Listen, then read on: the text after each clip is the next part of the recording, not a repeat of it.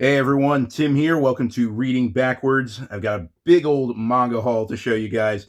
It was actually my birthday recently, and so I splurged and treated myself to quite a few volumes, and I was also given several volumes as birthday presents. But the first thing that I want to show is this adaptation of H.P. Lovecraft's The Color Out of Space.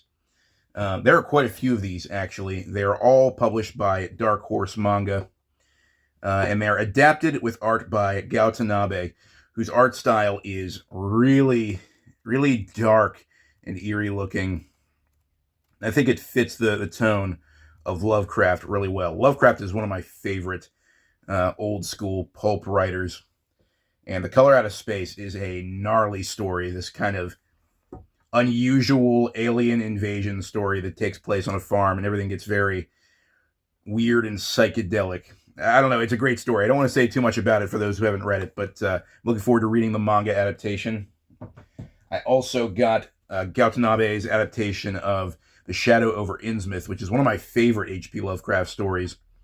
It's the classic story of a young traveler who mistakenly visits a town full of mutant fish people and discovers some secrets that he probably shouldn't have. I like that it has a few color pages. That's really cool.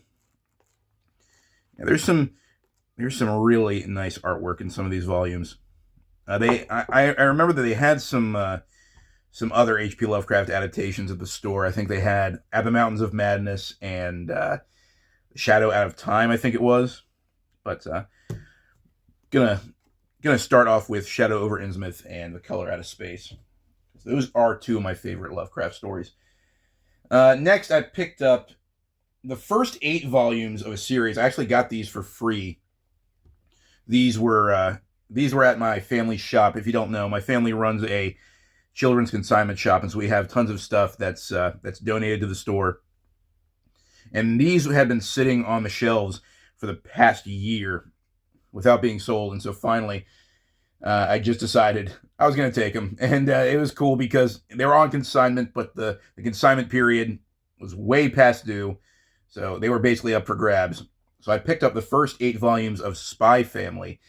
This is a series that was fairly popular when it debuted, and I have not really heard anything else about it in recent years. I know it's still ongoing, but it's not quite as popular now. I don't know if it went down a. I don't know if the story took a turn that people didn't like, or it just kind of fell out of popularity. I don't know. I think the premise is interesting. It's got a cool, quirky premise. These two secret agents who don't know each other's identity. They get married in this sort of undercover operation, and they have a daughter who turns out to be a telepath, an adopted daughter who can read people's minds, and she knows that her adopted parents are secret agents. I don't know. It sounded like a cool concept, so I got the first 8 volumes. There's volume 1, volume 2, volume 3, volume 4. That dog reminds me a lot of Alexander from Full Metal Alchemist. So sad. If you know, you know. Volume 5, volume 6,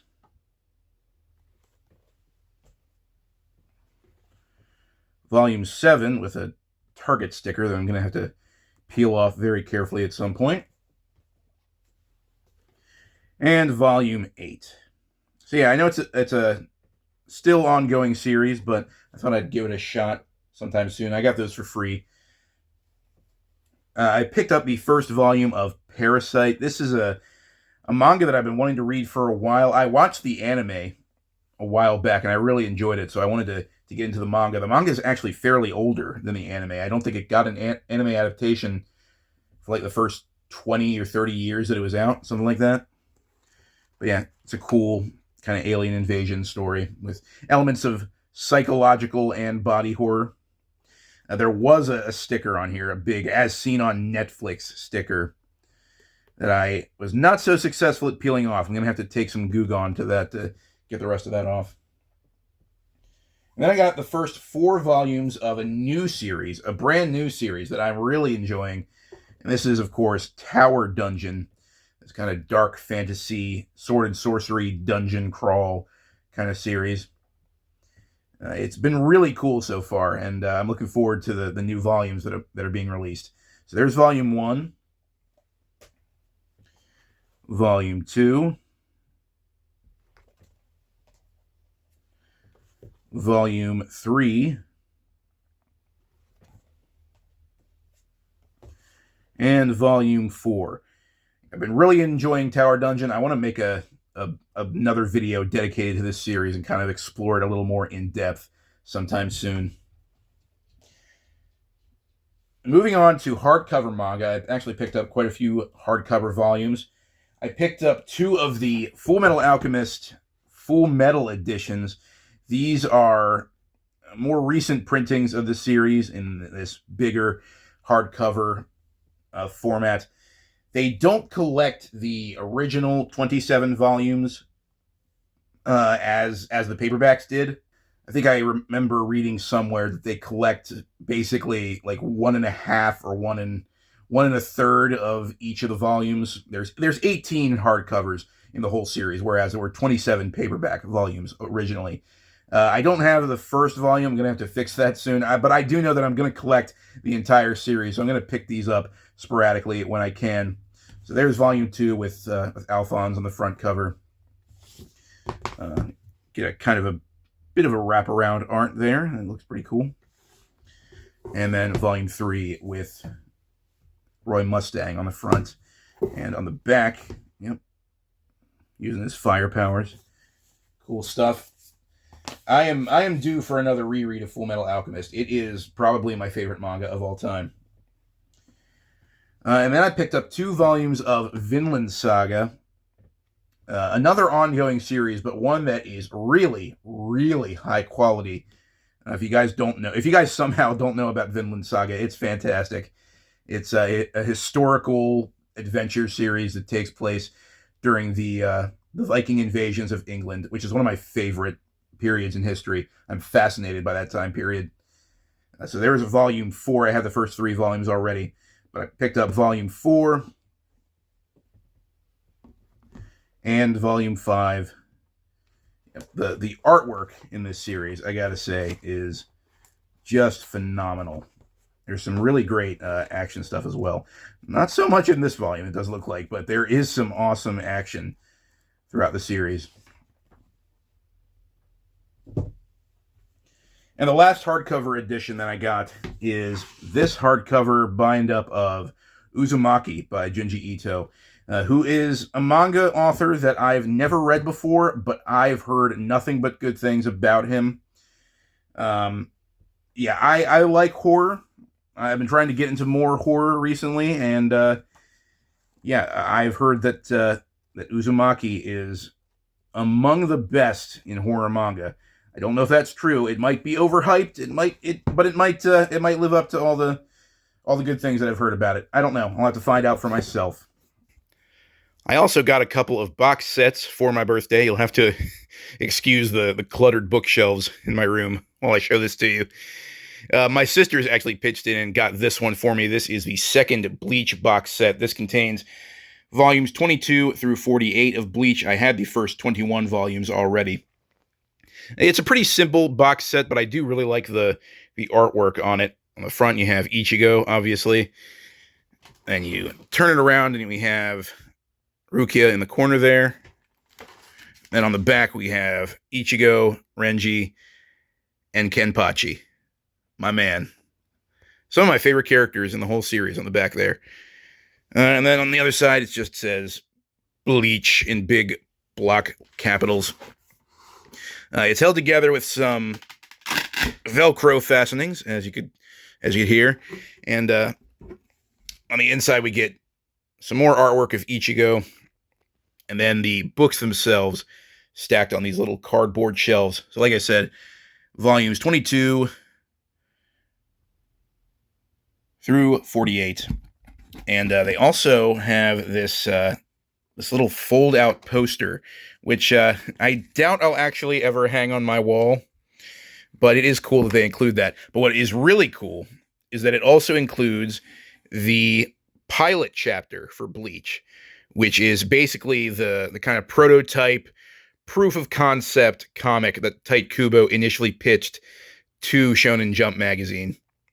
And I've read it. It's pretty cool. It gives you a cool look at what the series was like while Tite Kubo was still kind of figuring it out and putting together the lore of the Bleach universe. It's very cool. The Orihime and Sora storyline from the first few chapters of the manga actually took quite a few cues from this initial pilot chapter. So that is pretty great, I gotta say. That's a nice little inclusion for this box set.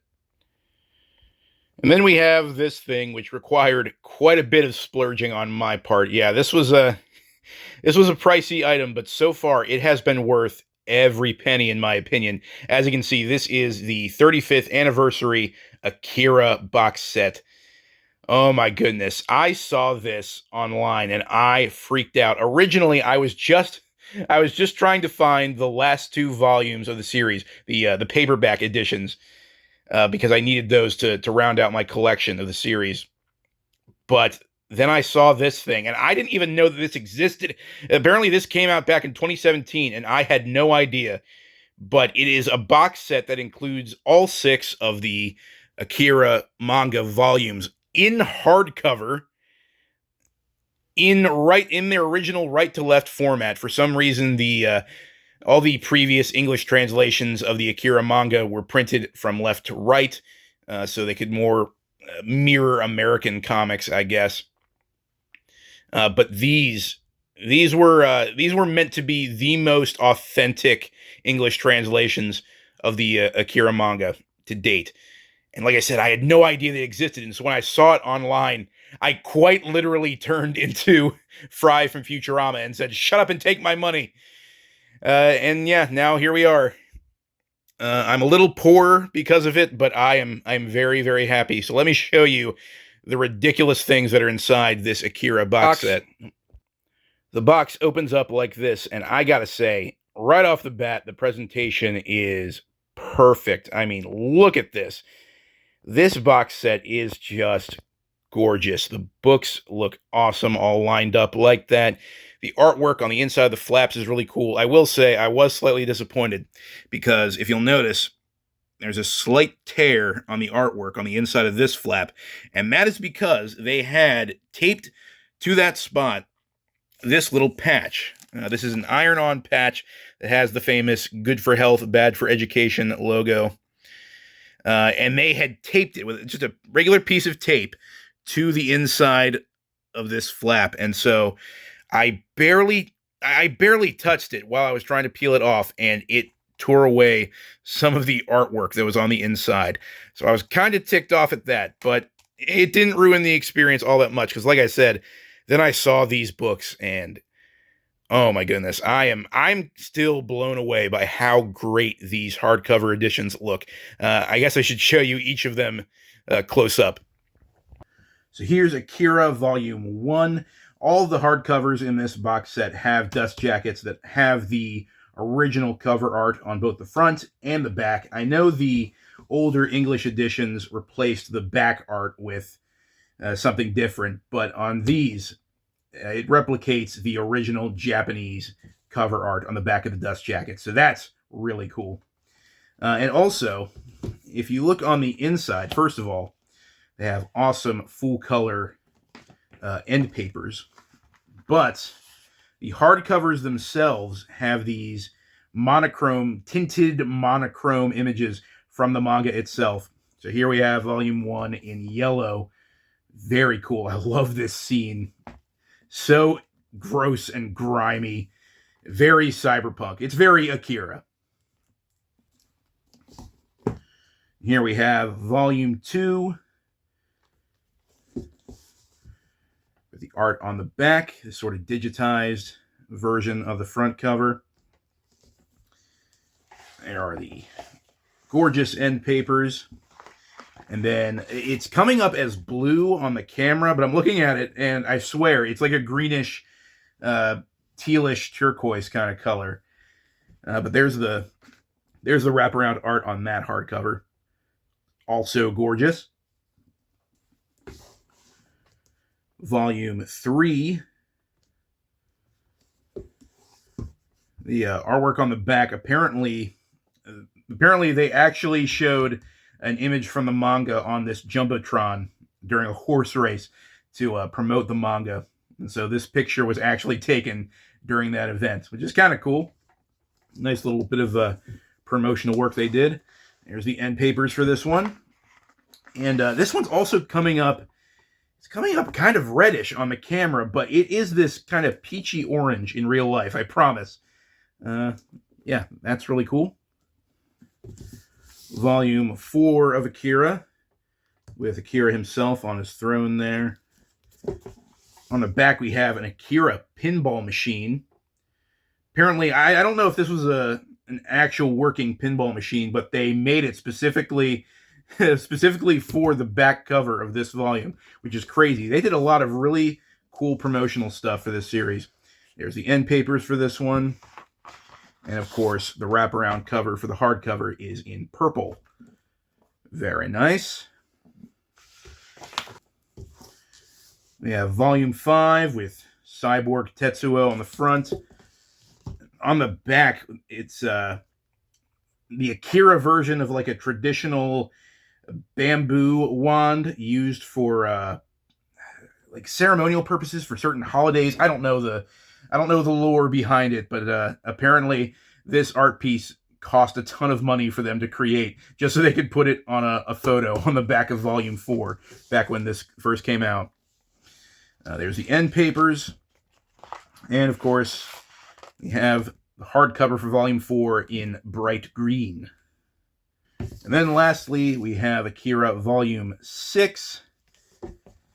And on the back is this big collage of that. Apparently, this was another marketing stunt of theirs where they built from scratch a kiosk that contained literally every bit of Akira merchandise they could find. They heaped it all together, and it also cost a ton of money to build this thing. But they only used it for the back of this volume, which I think is crazy.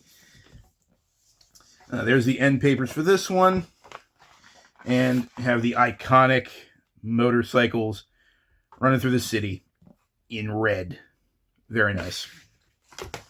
But that's not all. The box set also includes this. This is the Akira Club book. This is essentially an art book cobbled together by Katsuhiro Otomo. And it contains basically every single bit of promotional art and even some preliminary sketches and the title chapters or the title headings, the chapter, what's the word I'm looking for? The title pages for the individual chapters of the series when it was first published in magazine format, which weren't included in the paperback volumes, as far as I know. On the back, we have a kind of sketchy-looking image of Kaneda. And yeah, so like I said, it's just a ton of... there are the chapter headings in black and white. It's all printed on this very cool glossy paper. Some of them are in color. Yeah, as we get to the front here, we have some... look at that. That is incredible. Some really cool color pieces. There's some promotional art for the movie, for the soundtrack album. Yeah, it goes through each of the covers for the original paperback collections and gives you Otomo's process on putting these images together. Includes some original sketches and concepts and stuff like that. Yep, and it's just an awesome book. Really cool that they included this with the box set. There's a lot of information on the production of the Akira series packed into this. So, yeah, I think I got my money's worth with this box set. But that's all I have for this big manga haul. Thanks for watching, guys. Let me know in the comments below, have you read any of this stuff? What do you think of it? Regardless, I hope you'll join me for the next video. And remember, whenever you pick up your manga, remember to flip it around and read it backwards. Take care, guys.